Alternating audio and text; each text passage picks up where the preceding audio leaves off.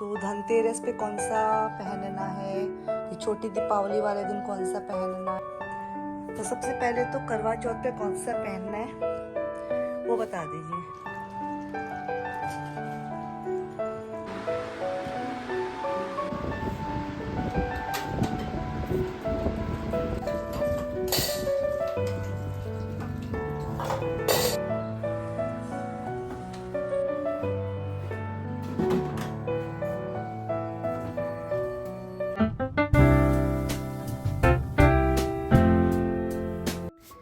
Hello everyone, welcome back to my new video. Hey guys, कैसे हैं आप सब? होपफुली सब बढ़िया होंगे, खुश होंगे।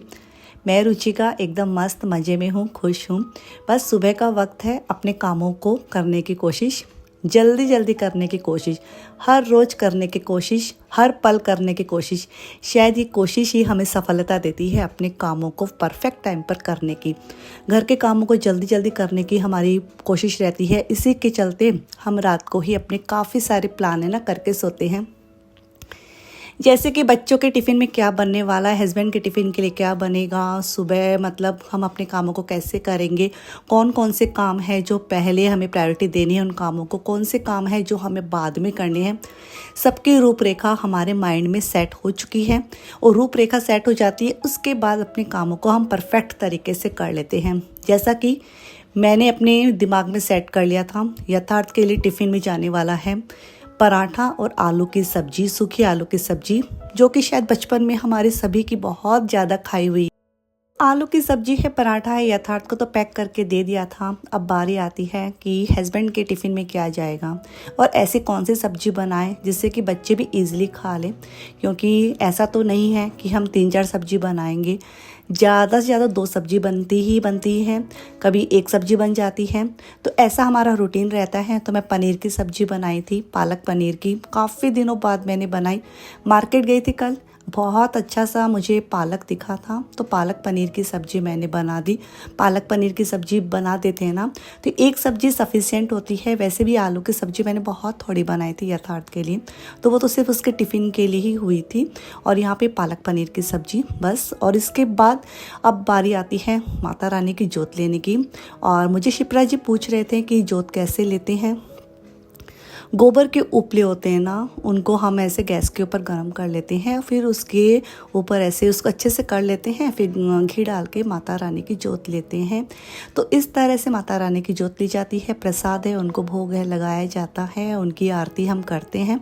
और माता रानी की जोत जब लेते हैं तो एक अलग ही शक्ति आती है। ये आप ज़रूर नोटिस करते होंगे जो जो माता रानी की जोत लेते हैं। तो बस यहाँ पे सौम्या के पापा का टिफ़िन मैं फटाफट से लगाऊंगी, क्योंकि सुबह का वक्त ऐसा ही रहता है, जल्दी जल्दी कामों को कैसे निपटाना है। क्योंकि ये वाले काम ना जल्दी जल्दी हो जाते हैं ना, लंच का काम है, ब्रेकफास्ट का काम है, घर की साफ़ सफाई का काम है, फिर हम अपने लिए टाइम निकाल सकते हैं। प्रोडक्टिव डे रूटीन हमारा ऐसे ही रहता है, मी टाइम अपने लिए निकाल सकते हैं। क्योंकि जब तक हम अपने लिए टाइम नहीं निकालेंगे ना तो शायद एक समय बाद हमें चिड़चिड़ मचने लगेगी, और वो चिड़चिड़ हमें स्ट्रेस देती है। उस स्ट्रेस के चलते हम बहुत से गलत काम भी करते हैं, बच्चों पे चिल्लाना शुरू कर देते हैं, गुस्सा करने लगते हैं, उससे घर में अशांति होने लगती है। तो चिड़चिड़ ना हो, इसीलिए परफेक्ट टाइम पे उठ के अपने कामों को परफेक्ट टाइम पर करने की कोशिश हर दम मेरी यही रहती है।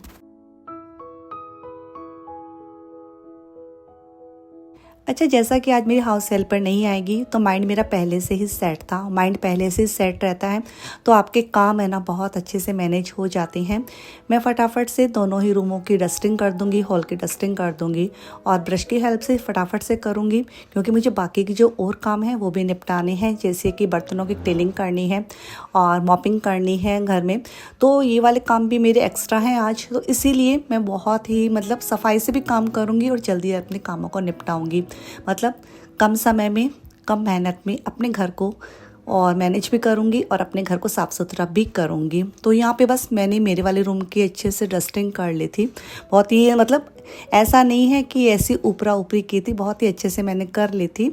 10 मिनट दिए रूम को, और फटाफट से 10 मिनट में इस वाले रूम की मैं डस्टिंग कर लूँगी।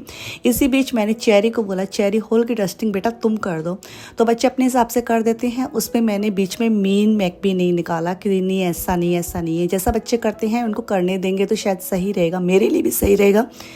उसके लिए भी सही रहेगा, क्योंकि आगे हैं, बच्ची है, बहुत कुछ संभालना रहता है बच्चों को। ऐसा नहीं है आज वो मेरे साथ रह रही है, मम्मी पापा के साथ रह रही है, कल को उसको भी बहुत सारी चीज़ें हैं मैनेज करके चलना रहेगा। इसलिए बस बीच में कोई रोका नहीं टोका नहीं, जैसा उसने किया मैंने उसको एक्सेप्ट कर लिया।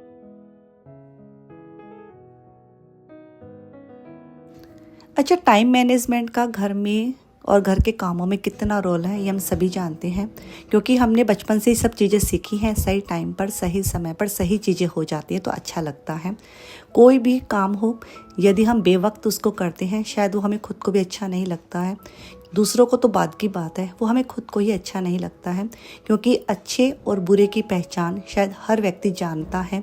और बस यहाँ पे मैं आ गई थी किचन में। अब मैं किचन की क्लीनिंग करूँगी, लेकिन उससे पहले मैं स्प्रे बना लेती हूँ क्लीनिंग करने के लिए। तो मैंने आधा बोतल है पानी लिया, आधा ही उसमें विनेगर ऐड कर दिया है और थोड़ा सा उसमें डिश वॉश जेल और थोड़ा सा मीठा सोडा एक्टिव होने के लिए डाल देंगे। मीठा सोडा मैंने जैसे ही डाला तो बहुत ज़्यादा वो रिएक्ट किया, और इतना रिएक्ट किया वो बाहर निकलने लग गया था। लेकिन काफ़ी अच्छा है, ये क्लीनिंग के लिए स्प्रे बन के मेरा तैयार हो गया था। और माइक्रोफाइबर क्लॉथ ले लिया है, और मतलब ऐसा है यदि माइक्रोफाइबर क्लॉथ की हेल्प से हम क्लीनिंग करते हैं, काफ़ी लोग पूछते हैं कि आपके हाथ में जो कपड़ा है वो कौन सा है, तो माइक्रोफाइबर क्लॉथ है। बहुत ईजिली अब तो कहीं भी मिल जाता है, छोटे से छोटे शहरों में भी मिल जाता है, छोटे छोटे कस्बों में मिल जाता है। ऑनलाइन शॉपिंग कर सकते हैं, बहुत ही सस्ते भी आते हैं, बहुत ज़्यादा चलते भी हैं, ईजी टू वॉश भी हैं। तो यहाँ पे किचन की बस मैंने क्लीनिंग की, पीछे प्लेटफॉर्म है सर्विस प्लेटफॉर्म, उसकी क्लीनिंग की, काफ़ी उसमें चमक आ गई थी। अभी जो सामान रखा है खाने पीने का, मैंने रोटियां हैं बना के रख दी है कैसरोल में, और बस दूध है वो भी दोबारा मैंने गर्म किया। दोबारा दूध गर्म कर देंगे ठीक रहता है। काफ़ी ज़्यादा गर्मी होके रखी, इतनी तेज़ वाली गर्मी है कि इतनी मतलब इंसान यदि धूप में जाए ना वो सूख सा जाए, ऐसा हाल होके रखा है। कपड़े बहुत जल्दी है सूखने लगे हैं हमारी बालकनी में भी। तो यहाँ पे बस माइक्रो वेव है ना, उसके ऊपर जो मेरा रखा है मिक्सर ग्राइंडर है, तो उसके नीचे वाली ट्रे काफ़ी गंदी होके रखी थी। मैं डेली क्लीनिंग नहीं करती हूँ इस ट्रे की, लेकिन 5-6 दिन से इस ट्रे की क्लीनिंग ज़रूर करती हूँ, क्योंकि अप्लायंसेस के नीचे भी काफ़ी गंदगी हो जाती है। जब भी हम कुछ इसमें पीसते वगैरह हैं तो कुछ ना कुछ तो साइड से गिरता ही गिरता है। चाहे डेली बेसिस पे वो चीज़ें नहीं पॉसिबल है, लेकिन 5-6 दिन से उसको देख लेंगे तो सही रहता है। उससे हमारा घर साफ़ सुथरा रहता है, चींटियाँ नहीं आती हैं, कोई भी इंसेक्ट्स नहीं आते हैं। यदि किसी के घर में ना इंसेक्ट्स ज़्यादा आते हैं ना, तो मेरी मम्मी कहती हैं नमक का पोछा लगा लें या फिर डिटोल का पोछा लगाएं ना, उससे चींटियाँ नहीं आती, छोटे छोटे इंसेक्ट्स होते हैं ना वो भी नहीं आते हैं। क्योंकि गर्मी की मौसम में ऐसा ही रहता है, जो मतलब हीट रहती है उसकी वजह से काफ़ी इंसेक्ट्स निकल के बाहर आते हैं। वो शायद घर में हम साफ़ सफाई नहीं रखते हैं तो उसकी वजह से इधर उधर घूमने लगते हैं। तो यहाँ पे बस मैंने सर्विस प्लेटफॉर्म क्लीन किया, और ऊपर जो कैबिनेट बने हैं उसके ऊपर भी मैंने एक बार के लिए कपड़ा मार दिया है। अब बारी आती है मेरी गैस स्टोव को क्लीन करने की। गैस स्टोव क्लीन करूँगी, उसके बाद मैं बर्तनों को क्लीन करूँगी। बर्तनों को क्लीन करने के बाद जब मेरा किचन एकदम से साफ़ सुथरा हो जाएगा ना, उसके बाद ना मैं पूरे ही घर में झाड़ू निकालूंगी, फिर मॉपिंग करूँगी। तो स्टेप बाय स्टेप चलूँगी तो मेरे काम बहुत ईजी हो रहे थे, और माइंड सेट कर लिया तो उसकी वजह से काम करने में बिल्कुल भी समय नहीं लग रहा था। घर के काम मेरे जल्दी जल्दी भी हो पा रहे थे।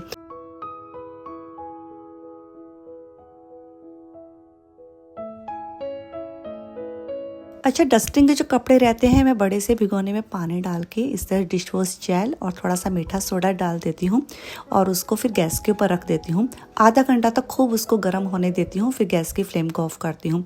फिर उसको 5-6 घंटे मैं रखे रहने देती हूँ। उसके बाद है मैं उसको अच्छे से पानी से वॉश करके सुखाती हूँ। बहुत अच्छी सी स्मेल भी आती है, मतलब ऐसा नहीं है कि मतलब फूड पार्टिकल्स हैं लग जाते हैं कपड़े के तो काफ़ी गंदी गंदी स्मेल आती है ना, तो अच्छी स्मेल भी आती है। कप के जो क्लीनिंग के कपड़े हैं वो भी अच्छे से वॉश हो जाते हैं। तो यहाँ पे बस मैंने सारे ही बर्तनों को वॉश कर लिया था।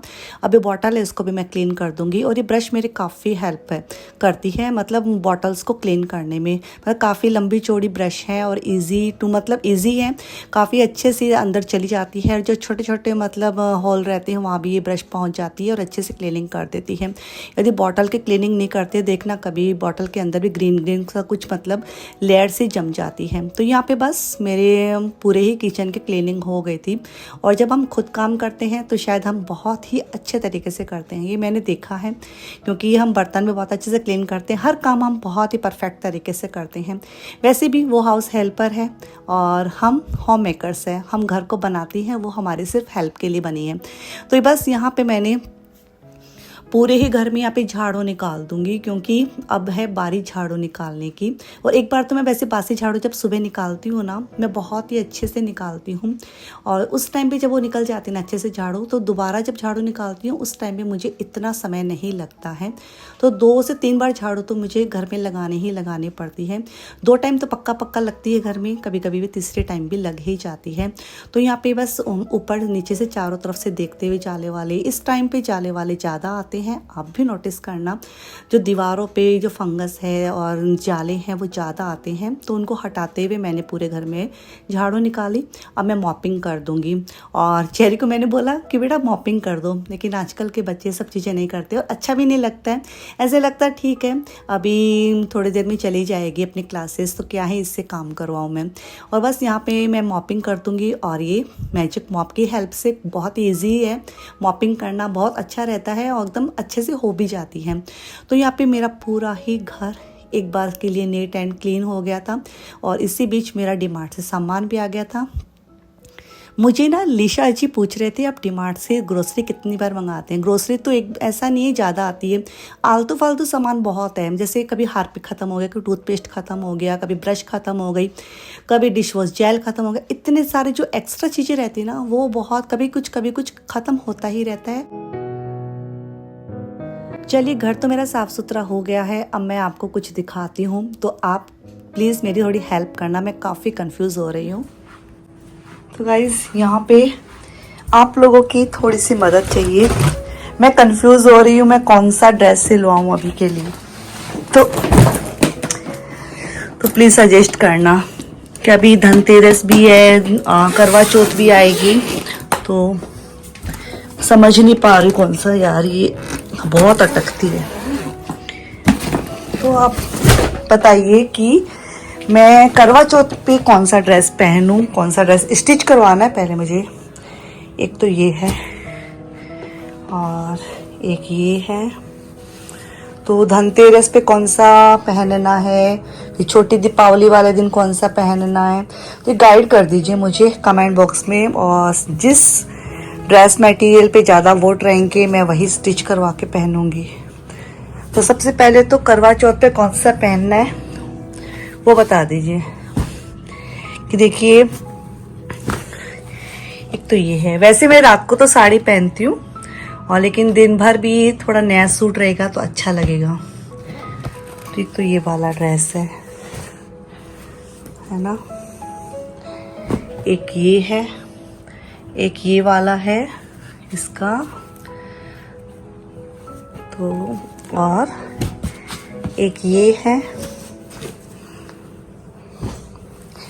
एक ये वाला येलो वाला, और एक ये वाला है स्काई ब्लू, और ये तो थोड़ा सिंपल है, एक ये है, देखिए। तो करवा चौथ पे कौन सा ड्रेस है मुझे स्टिच करवाना चाहिए, सबसे पहले तो वो बताइए। सेकंड, छोटी दीपावली, धनतेरस और दीपावली वाले दिन भी दिन भर कौन सा सूट पहन के रहूं। तो मैं आपकी हेल्प लेना चाहती हूँ, क्योंकि मैं कंफ्यूज हो रही हूँ। 1-2 ड्रेस होती तो हम कंफ्यूज नहीं होते हैं, लेकिन अभी 7-8 हो गई तो मैं कंफ्यूज हो रही हूँ। मतलब मेरा मन है कि मैं करवा चौथ पे ही ये वाला पहनूं, लेकिन फिर भी आप बताइए कि कौन सा पहनूं। ये वाला है और बिखर गया, ये है, ये है। तो मेरे को आपको बताना है सबसे पहले करवा चौथ पे कौन सा पहनूं, उसके बाद धनतेरस आएगी, धनतेरस पे कौन सा पहनूं, छोटी दीपावली पे कौन सा पहनूं, और दिवाली वाले दिन सुबह सुबह कौन सा पहनूं। तो आप प्लीज़ वोट करके बताइए कौन सा। मैं बहुत कंफ्यूज हो रही हूँ, समझ में नहीं आ रहा है। और अभी देख के आऊँगी ना टेलर वाले भैया को, तो वो सिल के देंगे, वरना वही है, हमेशा बोलेंगे भाभी आप रॉकेट पे सवार होके आती हो और एकदम से हड़बड़ी मचाती हो कि अब भी कभी सिलो। फिर क्या वही होता है कि दिक्कत होती है, उनको भी दिक्कत होती है, फिर मैं भी टेंशन में आती हूँ, पता नहीं सिल पाएंगे या नहीं सिल पाएंगे। वो करवा चौथ है कब, कौन से डेट की है वो तो पता ही नहीं मुझे। देखिए संडे को दशहरा है और फिर करवा चौथ कब आएगी? शरद पूर्णिमा के बाद आती है ना, शरद पूर्णिमा 17 अक्टूबर और पूर्णिमा के बाद आएगी ना। हाँ पूर्णिमा के बाद आएगी, तो अभी तो है टाइम, तो आप फटाफट से वोट कीजिए। ये तो नहीं अभी सिलवाऊंगी, और इनमें से बता दीजिए आप, इन वाली ड्रेसेस में से। ये बहुत सुंदर ड्रेस है, डिसेंट है, इतना प्यारा है, इतना प्यारा है। ये कोई एम्ब्रॉयडरी नहीं है लेकिन इतना मस्त है ड्रेस ये वाला। और इसका दुपट्टा यार, इस पे वो करवाना पड़ेगा। तो फटाफट से कमेंट बॉक्स में बताना। और इस दीपावली मुझे चादरें तो लेनी नहीं है, क्योंकि चादरें मेरे पास है ऑलरेडी, खूब सारी चादरें हैं। क्योंकि जो मेरे पुराने सब्सक्राइबर हैं ना, उनको तो पता है कि अभी मैं जब गई थी ना मेरे मायके, तो वहाँ से काफ़ी बेडशीटें मैं लेके आई थी। काफ़ी लोग मुझे कमेंट करके पूछते भी हैं कि आपकी बेडशीट के कलर अच्छे होते हैं, प्रिंट अच्छे होते हैं, और लंबी मतलब बिग उसमें रहती है, क्या बोलते हैं, किंग साइज है। तो ये देखिए, तो ये वाली चादर तो मेरे रूम के लिए सही रहेगी, आप बताइए, है ना। और तो ये वाला खर्चा तो मेरा इस बार बच गया, क्योंकि यहाँ ना बहुत महंगी आती चादरें। मैं लाती हूँ ना हर साल, मैं मलाड से लाती हूँ, इतनी महंगी आती हैं।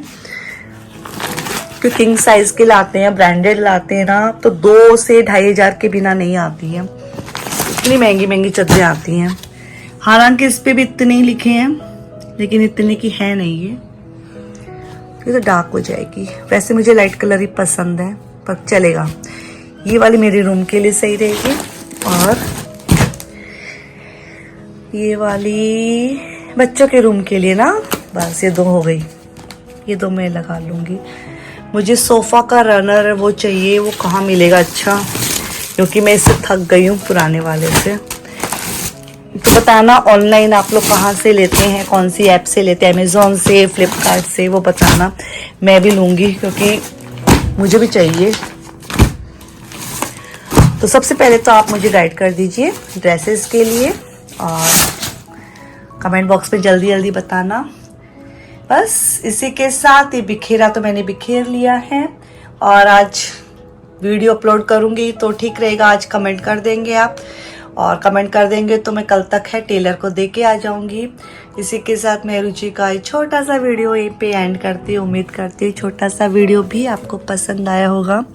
हे गाइस, यदि पसंद आए तो प्लीज़ लाइक कीजिएगा, कमेंट कीजिएगा, रुचिका की लाइफ स्टाइल को शेयर कीजिएगा, जितना हो सके सब्सक्राइब कीजिए। और बस कितना प्यारा हो दुपट्टा ना। तो चलिए मिलती हूँ आपसे न्यू वीडियो में, तब तक के लिए bye bye, take care, love you all.